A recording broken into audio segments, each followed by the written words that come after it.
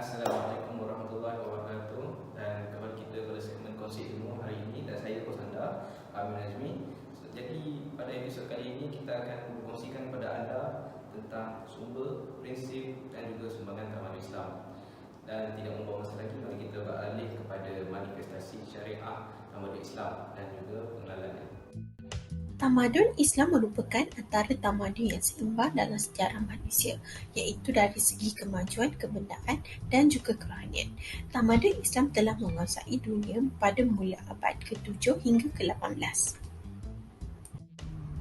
Pada jangka masa tersebut, seluruh dunia Islam serta sains dan teknologi berkembang secara pesat. Antara pusat penting dalam perkembangan kebudayaan dan tamadun ialah Kota Baghdad, Cordoba, Iskandaria dan banyak lagi. Pada abad ke-13, di mana dua gelombang perang salib telah meletus di mana gabungan negara-negara Kristian Eropah menentang kuasa Islam. Hal ini menyebabkan umat Islam terbahagi kepada 53 buah negara yang berbeza. Hai, Assalamualaikum dan selamat sejahtera kepada anda semua. Hari ini saya akan menerangkan prinsip-prinsip tamadun Islam.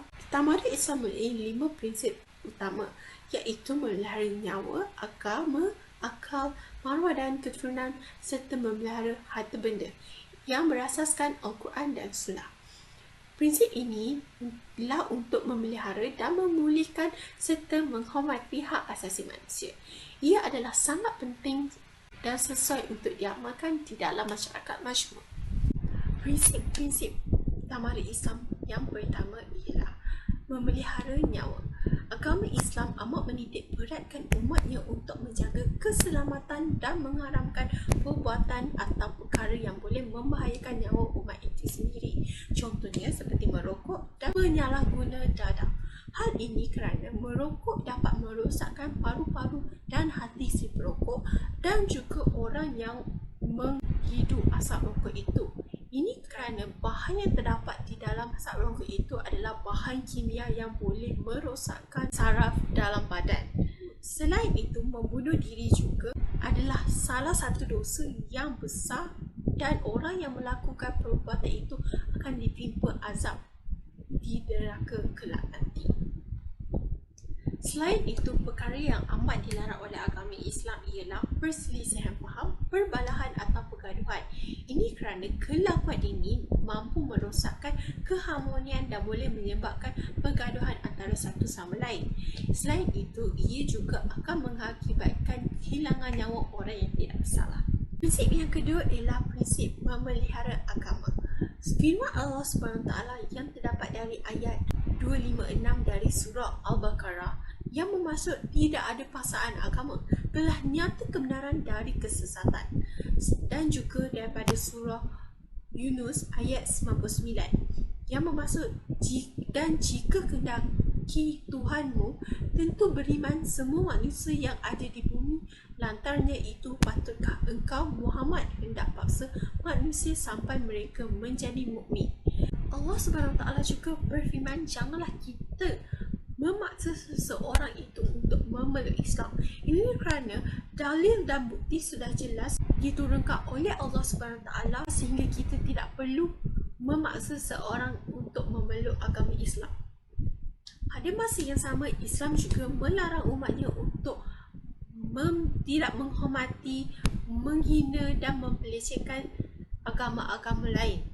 Ini termasuk melalui penulisan, kalkulator dan sebagai bentuk media sosial sebagai Facebook, Twitter dan selain itu. Prinsip yang seterusnya ialah prinsip yang ketiga, iaitu prinsip memelihara akal. Ini disebabkan akal fikiran adalah anugerah yang sangat berharga yang diberi oleh Allah SWT kepada manusia.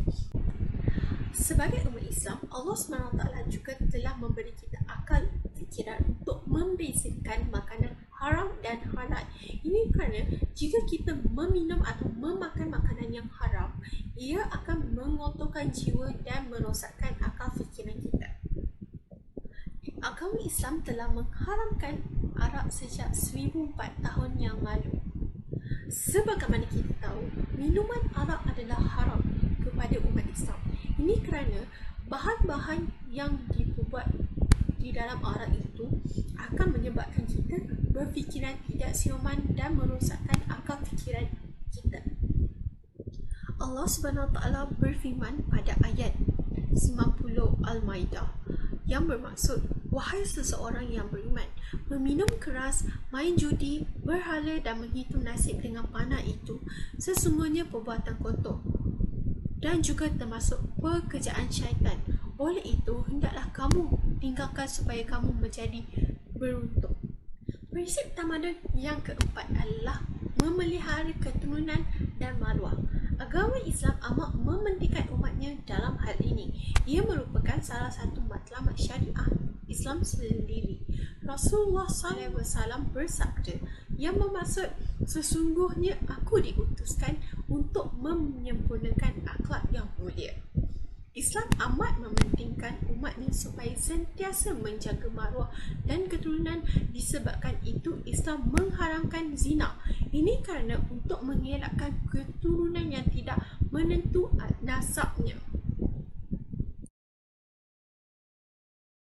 Assalamualaikum, nama saya Fatin Nadira binti Bahjono. Hari ini saya akan membincangkan tentang sumber tamadun Islam. Sumber tamadun Islam terbahagi kepada tiga, iaitu pertama adalah Al-Quran, kedua As-Sunnah dan ketiga adalah Ijtihad. Menurut para pemikir Islam iaitu Abdul Fattah Jalil 1988, beliau membahagi sumber tamadun kepada dua, iaitu sumber pertama dari ilahi yang meliputi Al-Quran dan Al-Hadis serta alam semesta sebagai ayat kauniyah yang perlu ditaksirkan kembali. Kedua adalah sumber insaniah, iaitu proses ijtihad manusia dari fenomena yang muncul dan kajian lebih lanjut terhadap sumber ilahi yang masih bersifat global. Prinsip-prinsip asas yang terkandung di dalam Al-Quran diperincikan di dalam Al-Sunnah. Al-Quran adalah sumber utama, tetapi jika sesuatu ajaran tiada di dalam Al-Quran, maka hendaklah dirujuk kepada Al-Sunnah. Namun, jika tidak jumpa di dalam Al-Sunnah, maka hendaklah baru menggunakan ijtihad. Sumber utama tamadun Islam ialah Al-Quran, iaitu kalam Allah yang diwahyukan kepada Nabi Muhammad SAW secara mutawatir selama 23 tahun untuk disampaikan kepada umat Islam. Al-Quran mengandungi semua perkara yang secara menyeluruh, iaitu dari aspek kehidupan manusia seperti akidah, ibadah, syariah dan akhlak. Max Busell 1979 mengagumi isi kandungan yang terdapat di dalam Al-Quran. Isi kandungan di dalam Al-Quran adalah sempurna dan tidak bertentangan dengan hasil penemuan sains moden. Oleh sebab itu, pelaksanaan pendidikan Islam hendaklah sentiasa berpandukan isi yang terkandung di dalam Al-Quran. Ini untuk mewujudkan manusia bersifat dinamik, kreatif dan mampu mencapai hakikat nilai ubiah kepada pencipta. Sumber kedua tamadun Islam adalah As-Sunnah, iaitu selepas Al-Quran yang diperincikan menjadi penghurai dan pelengkap kepada Al-Quran. As-Sunnah meliputi segala aspek kehidupan Nabi Muhammad sejak beliau dilahirkan sehinggalah kewafatannya. Menurut Sufi Salih 1973, As-Sunnah bermaksud memberi maklumat atau berdakwah. Manakala menurut ulama usul al-fiqh, mereka membahagikan Al-Sunnah kepada tiga bahagian, iaitu pertama adalah qauliyah yang berisikan ucapan dan pernyataan Nabi Muhammad. Kedua adalah fi'liyah, iaitu tindakan atau perbuatan Nabi Muhammad SAW. Dan yang terakhir adalah takwiyah, merupakan persetujuan Nabi di atas tindakan dan peristiwa terjadi. Jadi di sini dapat dilihat jelas bahawa Nabi sebagai pendidik untuk membimbing umat Islam ke arah yang lebih bahagia untuk di dunia dan juga di akhirat. Sumber tamadun Islam yang terakhir adalah ijtihad, iaitu pemikiran Islam yang bermaksud usaha keras atau gigih para ulama untuk menetapkan hukum atau suatu persoalan tertentu. Menurut Abu Zahra 1994 pula, ijtihad adalah produk ijtima, iaitu perjanjian mujtahid umat Islam pada masa tertentu. Jadi di sini dapat dilihat jelas bahawa ijtihad adalah proses menggubal dan menetapkan hukum syarak kepada umat Islam yang digubal oleh mujtahid Muslim. Kajian untuk ijtihad perlu dilakukan secara meluas untuk merangkumi semua aspek kehidupan manusia. Selepas Al-Quran dan Al-Hadis, ijtihad juga berfungsi sebagai salah satu sumber ajaran Islam. Ijtihad pula hendaklah selalu diperbarui mengikut peredaran zaman dan masa supaya tidak bertentangan dengan agama Islam. Assalamualaikum warahmatullahi wabarakatuh. Nama saya Amir Najmi dan pada segmen kongsi ilmu pada kali ini saya akan berkongsikan kepada anda tentang sumbangan Tamadun Islam kepada peradaban dunia. Antara sumbangan-sumbangan yang telah disumbangkan oleh tokoh-tokoh Islam sejak Tamadun Islam wujud lagi, antaranya adalah falsafah, karya, agama, sains dan teknologi dan lain-lain lagi. Jadi untuk segmen kali ini saya akan kongsikan kepada anda sains dan teknologi dan juga pendidikan. Sumbangan yang pertama yang saya akan bahaskan adalah bidang sains dan teknologi. Ada pandangan bahawa sains adalah satu kumpulan ilmu yang tersusun dan teratur berkaitan dengan kajian fenomena dalam alam bernyawa dan tidak bernyawa dengan kaedah yang objektif melalui kajian dan juga eksperimen dan cerapan bagi menghasilkan prinsip yang boleh mempercayai serta boleh diuji kebenarannya. Teknologi pula merupakan aplikasi ilmu sains atau ilmu yang dikaji secara sistematik yang mampu membawa kepada perubahan ataupun kemudahan kepada semua yang terlibat dan memerlukan.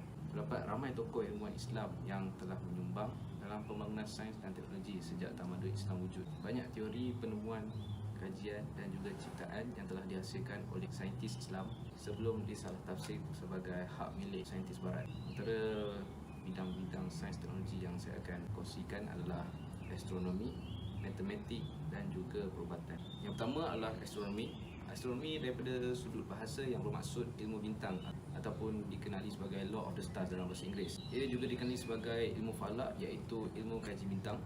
Jadi pada awal abad ke-8 Masihi, menurut Jasmin 2013, ahli astronomi Muslim generasi pertama muncul di bahagian Baghdad dan sejak pada itu banyak karya yang berjaya dihasilkan oleh tokoh astronomi Islam dan salah satunya adalah Usul Al-Falak. Segala pengukuran yang telah dikaji dan dikira oleh ahli astronomi telah pun dibukukan dalam bentuk jurnal berupa takwim. Antara ahli-ahli astronomi yang termasyhur pada zaman kemajuan Islam, yang pertama Khalifah Al-Ma'mun yang telah mengkaji ukur lilin bumi, dan perbezaan ukuran pada zaman Khalifah Al-Ma'mun dan juga kini bezanya merupakan 0.5% sahaja. Yang kedua adalah Abdul Rahman Al-Sofi yang telah membuat katalog dan mengklasifikasikan bintang sehingga lebih daripada 1000 jenis. Nama-nama bintang yang digunakan oleh beliau masih digunakan sehingga hari ini oleh ahli sains barat. Yang terakhir adalah Abu Masya yang menerangkan tentang air pasang surut serta pengaruh bulan terhadap anginnya. Yang seterusnya adalah perubatan. Perubatan pada awal tamadun dipengaruhi oleh perubatan Yunani dan juga Parsi serta perubatan yang berbentuk amalan sihir dan juga tahyul-mahyul. Sejak kedatangan Islam ni, masyarakat Arab telah mengubah sikap dan amalan mereka dalam bidang perubatan dan juga penyakit melandaskan ajaran Islam menurut Abidin pada tahun 2003. Hal ini kerana terdapat banyak penemuan yang telah dikaji dan juga diiktiraf oleh tokoh-tokoh perubatan Islam pada ketika itu. Ia diguna pakai secara meluas oleh seluruh masyarakat dan hal ini meyakinkan masyarakat bukan Islam untuk menghormati segala usaha-usaha yang telah dilakukan oleh umat Islam. Jadi antara sumbangan yang telah diberikan oleh tokoh perubatan Islam adalah yang pertama Al-Razi yang merupakan seorang saintis termasyhur berjaya menghasilkan 200 buah buku perubatan yang masih menjadi rujukan sehingga kini. Yang kedua adalah Ali Ibn Al-Abbas atau lebih dikenali sebagai Ali Abbas, ibarat pula dikenali sebagai bapa farmakologi kerana beliau telah menghasilkan banyak penulisan berkaitan dengan gambar klinikal kaitan paru-paru. Yang terakhir iaitu Ibn Sina yang berjaya menemukan banyak perubatan moden yang dibincangkan dalam Al-Quran. Kajian dan penemuan beliau berguna dalam dunia perubatan sekarang. Akhir sekali untuk bidang sains dan teknologi yang saya akan kongsikan adalah matematik. Antara sumbangan yang telah dilakukan oleh ahli matematik Islam yang masyarakat masih guna pakai sehingga kini. Yang pertama adalah Al-Kindi yang beliau sudah pun banyak mengarang buku berkaitan aritmetik, sistem bernombor, kuantiti relatif, penentuan pengkadaran masa dan juga tata cara berangka. Serta banyak lagi. Kedua adalah Al-Batani yang merupakan ilmu Islam yang menggunakan konsep moden dengan perlembangan, fungsi serta identiti trigonometri. Beliau juga telah menyediakan jadual pengukuran darjah seperti sinus, kosinus, tangen dan juga lain-lain. Seterusnya kita beralih pula dalam bidang pendidikan. Pendidikan yang disampaikan dan disebarkan oleh tokoh ilmu Islam pada zaman kegemilangan Islam, ia telah pun dikenali dan dipandang tinggi oleh masyarakat barat. Hal ini telah mempengaruhi semangat dan keazaman tokoh ilmu Islam untuk menyebarkan lagi dan mengembangkan serta berkongsi pendapat di antara satu sama lain. Pendidikan dalam Islam bertujuan membentuk, mendidik dan melatih individu dalam pelbagai aspek seperti rohani, jasmani, akal dan kesedaran sosial bagi melahirkan manusia yang beriman dan bertakwa pada Allah SWT menurut Kamuluddin 2000. Antara perkara-perkara yang telah mempengaruhi pada zaman Islam yang sedang dikenali gegap dan dipandang tinggi adalah penumbuhan pusat pengajian tinggi Islam telah berjaya dilaksanakan. Selain mempelajari ilmu agama, mereka juga tidak pernah lupa untuk mempelajari ilmu umum baru untuk diri mereka masing-masing, kerana mereka tahu bahawa ilmu itu adalah sangat penting. Pemimpin Islam telah pun berbincang dan membuat inisiatif agar mengumpul semua para pengajar daripada seluruh dunia untuk ditempatkan di dalam pusat pengajian tinggi tersebut dan mengajar pelajar-pelajar yang berada di situ. Pelbagai lapisan masyarakat tidak kira agama dan juga kaum telah belajar di pusat pengajian tinggi Islam pada ketika itu. Seterusnya, orang luar yang telah datang ke negara Islam pada ketika itu amat tertarik akan unsur-unsur tamadun Islam. Keinginan mereka untuk mempelajari dan juga membawa pulang ke negara sendiri amatlah tinggi. Kesimpulannya, para ilmuwan dan juga pemimpin telah bercadang supaya menubuhkan pusat penterjemahan demi memudahkan urusan. Dengan wujudnya pusat penterjemahan ini, masyarakat yang melawat dari negara luar mampu berkomunikasi dengan baik antara satu sama lain, dan juga usaha untuk menterjemahkan buku-buku ilmu dari bahasa Arab ke bahasa Latin dan juga Eropah telah pun dilaksanakan. Buku-buku yang telah diterjemah hanyalah ilmu-ilmu falsafah dan juga sains. Buku yang diterjemahkan tersebut juga telah menjadi rujukan pusat-pusat pengajian di seluruh dunia. Secara kesimpulannya, Islam telah memberi pengaruh yang amat besar sehingga ke masyarakat kini. Ini kerana tamadun Islam telah diperkenalkan untuk memupuk kesepahaman dan saling menghormati di antara satu sama lain, tidak kira kaum, bangsa dan juga agama. Selain itu, masyarakat haruslah mengambil peranan yang amat besar untuk tidak mensia-siakan segala usaha dan pengorbanan yang telah dilakukan oleh tokoh-tokoh Islam sebelum ini. Jadi masyarakat seharusnya mengambil iktibar dengan berazam untuk meluaskan lagi nama Islam di mata dunia. Jadi setakat itu sahaja untuk episod kali ini. Jadi berjumpa kita pada video yang akan datang. Assalamualaikum.